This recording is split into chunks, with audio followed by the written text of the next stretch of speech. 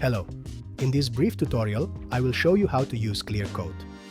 Open your scene, and if you already have a 3D asset in it, click Ctrl, Alt, and click on the asset to open the material node. If you want to learn more about the shortcuts in Badvisor, please check our tutorial about shortcuts in Badvisor. You can click to collapse your general menu, and below you can see the option Clear Coat. Open it and click on Enable.